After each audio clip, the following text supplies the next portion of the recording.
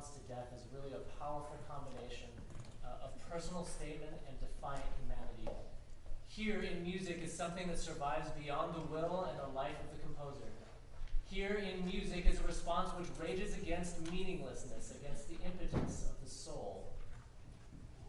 In Gabriel Fauré's Requiem, written in late 19th century Paris, we find a singular expression of this duality.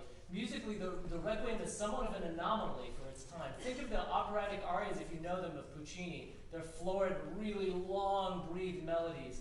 Think of Verdi's Requiem, if you happen to have the good pleasure of having heard that. It's a piece for hundreds of singers, a massive orchestra. It's terrifying in its drama, written only a decade before the genesis of this work.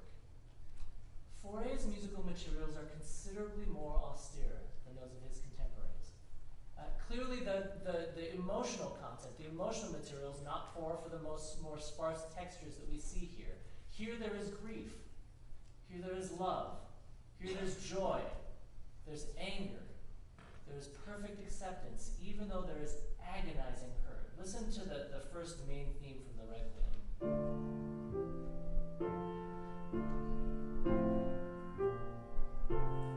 The melody is very simply.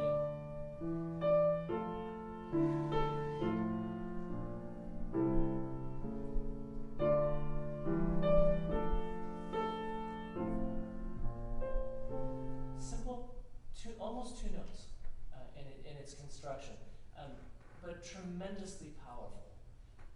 The first performance of this Requiem was in 1888. In 1885, Fauré's father died.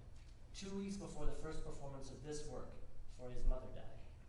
Fauré never spoke about composing this work in memoriam, in memory of his parents. And the service at which it was first offered had nothing to do with his parents. It was for a parish member, an architect, a very famous architect in Paris. In fact, Fauré wrote that he composed the work, quote, for fun, and because of his dissatisfaction with the overwrought liturgical materials and common styles in the churches of Paris. Yet we know that Fauré's connection with his parents was strong, and their deaths were personal tragedy to the young composer. Perhaps his unwillingness to link the Requiem to their deaths was to resist the inevitable personalization of this work in history, and to attempt to keep its universal and liturgical significance from being clouded by false assumptions of the composer's intent. We can't know. What we do know is this. Fauré wrote music of heart-wrenching simplicity, but also significantly changed the standard order. The final movement, in Paradisium, is not part of the Requiem Mass proper. It's part of the burial service. The Dies Irae, a long-beloved part of the sequence where composers could flex. If you were at our Halloween concert a couple of days ago, you heard us sing the Dies Irae with timpani and piano of Mozart. Tremendously powerful, terrifying in judgment.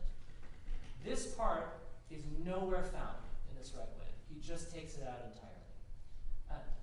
And yet focuses on bits that no other composer really imputes. In the middle of the Agnus Dei movement, Agnus Dei qui tollis peccata mundi, Dona nobis Requiem, Lamb of God who takes away the sin of the world, have mercy on us. In the middle of that, he inserts the liturgical text, Lux aeterna luceat eis, light eternal grant them, O Lord, and it sounds like this.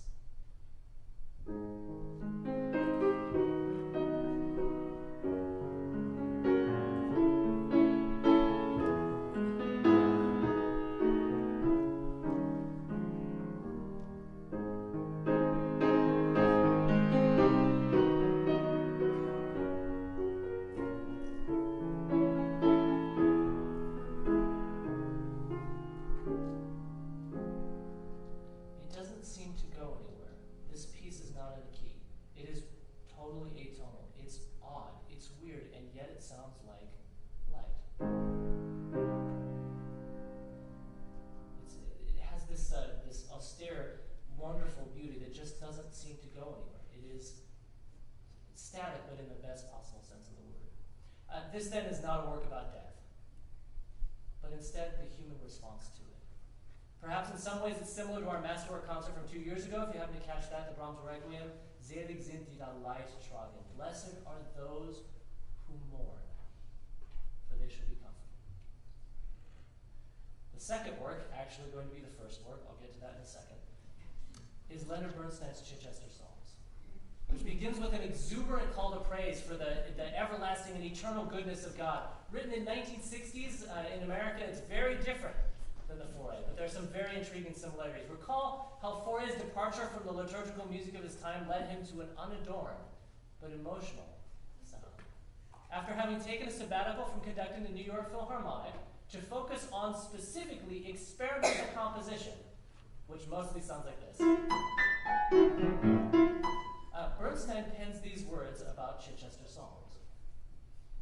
For hours on end, I brooded and mused on materia musicae, used and abused, on aspects of unconventionality, on the death in our time of tonality, pieces for nattering, clucking sopranos, with squadrons of vibraphones, fleets of pianos, played with the forearms, the fists, and the palms. And then I came up with the Chichester songs, my youngest child, old-fashioned and sweet, and he stands on his own two tonal feet. For the Psalms, Bernstein rejects wholesale this atonal, serial, overwrought experiments of the mid-20th century. However, he really doesn't disparage their utility. At the same time, he's writing one of the most anguished symphonies in the repertoire, what's called Kaddish, his third symphony. And yet, it's no accident that, honestly, if you know anything about Leonard Bernstein, chances are the first thing you know is West Side Story, yeah? The musical, I want to be an American. Yeah, you've heard this before? It's the Maria, just met a girl. It's all over this work. It is sacred in its construction, but the Chichester Psalms is unflinchingly rhythmic, mostly in major and minor keys, and then there's an exuberance to much of this work which simply lets the psalm shine in what's a dramatic but wholly natural fashion. This is not to say the work is easy to listen to or even pretty.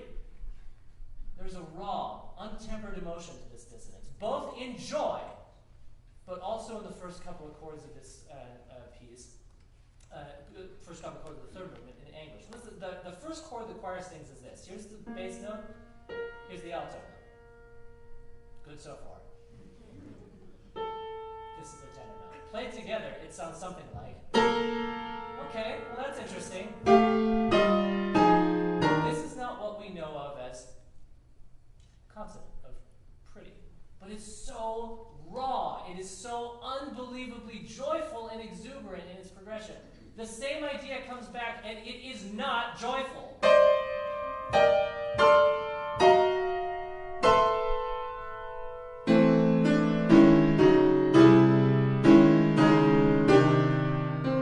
the beginning of the third movement. If you look at the text, the first movement is unrestrained joy, and the second is absolute terror, balanced with innocence. Some of the other items of this work bear mentioning before we begin tonight. First, this is not the original orchestration. The work is originally scored for full orchestra, only later reduced to what you see here today. This leads to the jarring dissonances being found in even sharper relief because we have fewer instruments to do them. Second, and an interesting idiosyncrasy of this work, Bernstein insists unequivocally, without any hesitation, in the beginning of the preface to this score, that any performance of the Chichester must use a male voice for the second movement, but preferably a boy soprano or a male alto.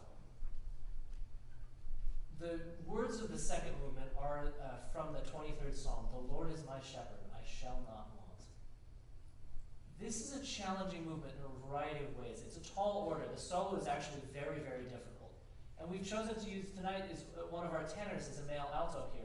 The color and attitude is not one of the reigning King David. This isn't the Lord is my shepherd and I shall not want. It allows the solo to be fragile, to be vulnerable, and very, very real. Each of these works ends in a picture of eternity, and because of that, although we'll be changing around a few things between songs, I would ask that you refrain from applause tonight until the very end of the concert, until after the last words of David.